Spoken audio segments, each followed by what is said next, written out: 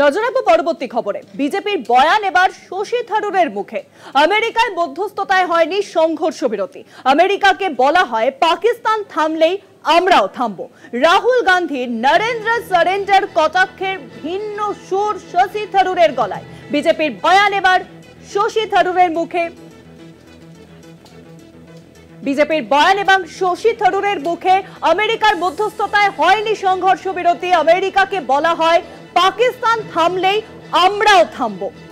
রাহুল গান্ধীর নরেন্দ্র সারেন্ডার কটাক্ষের ভিন্ন সুর এবার শশী থারুরের মুখে।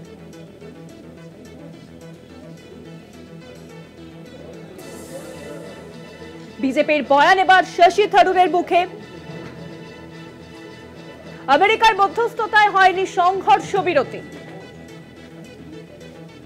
আর বিষয়ের ডিটেইলস আপডেট নেব। নিউজরুমে এখন সঙ্গে রয়েছেন আমাদের পলিটিক্যাল এডিটর আশিস চট্টোপাধ্যায়। আশিস দা, বিজেপির বয়ান এবার শশী থারুরের মুখে। তিনি বললেন যে আমেরিকার মধ্যস্থতায় হয়নি সংঘর্ষ বিরতি। বিস্তারিত জানান। দেখো, কয়েকজন প্রথম সারির কংগ্রেস নেতার মুখে আজকাল যে বয়ান শোনা যাচ্ছে সেটা একেবারেই বিজেপির বা বিজেপি পরিচালিত সরকারের বয়ানের সঙ্গে মিলে যাচ্ছে। এটার কি রাজনৈতিক তাৎপর্য বা রাজনীতি কোন দিকে গড়াবে তার জন্য আমাদের আরেকটু অপেক্ষা করতে হবে।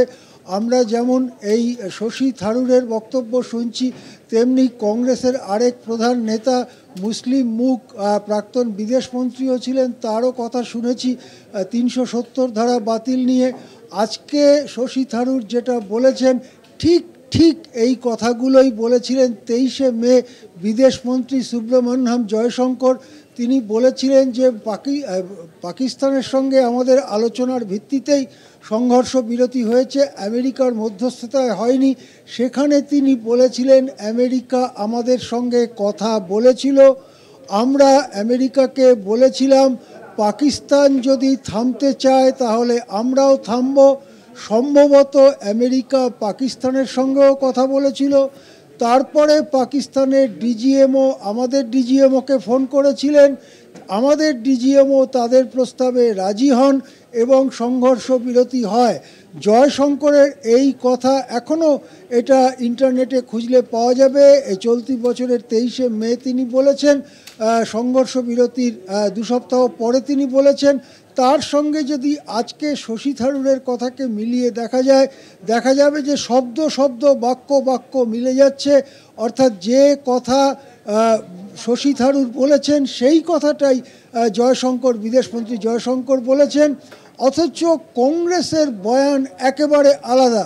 কংগ্রেস বলছে যে তাহলে কি করে সংঘর্ষ বিরতির আধ ঘন্টা আগে ট্রাম্প জানিয়ে দিলেন যে সংঘর্ষ বিরতি হতে চলেছে। কি করে ট্রাম্প তারপরে বারবার ওই কথা বললেন এবং বললেন যে বাণিজ্য বন্ধের ভয় দেখিয়ে দুটি দেশকে সংঘর্ষ বিরতিতে রাজি করানো হয়েছে। এই কথা বলে রাহুল যখন বলেন যে ট্রাম্প বলল, আমেরিকা বলল যে নরেন্দ্র সারেন্ডার, সঙ্গে সঙ্গে সারেন্ডার হয়ে গেল। আর তার ঠিক উল্টো দিকে হেঁটে আজকে শশী থারুর বলছেন না, আমেরিকার মধ্যস্থতায় নয়, আমেরিকার সঙ্গে আমাদের কথাবার্তা হয়েছিল, আমরা বলেছিলাম পাকিস্তান থামতে চাইলে আমরাও থামব। সুতরাং রাহুল গান্ধীর বয়ানের থেকে অনেক দূরে জয়শঙ্করের বয়ানের সঙ্গে একেবারে মিলে যাচ্ছে শশী থারুরের বক্তব্য। দেশে ফিরবেন তারা চলতি মাসের ৩য় সপ্তাহে। তারপরে রাজনীতির জল কোন দিকে গড়ায় সেদিকে আমাদের নজর থাকবে। অনেক ধন্যবাদ আশিস দা। নিউজরুমের সঙ্গে ছিলেন আমাদের পলিটিক্যাল এডিটর আশিস চট্টোপাধ্যায়। অর্থাৎ কংগ্রেসের অন্দরেই এবার অন্তর্দ্বন্দ্ব, কারণ বিজেপির বয়ান এবার শশী থারুরের মুখে। তিনি বললেন আমেরিকার মধ্যস্থতাতেই হয়নি সংঘর্ষ বিরতি।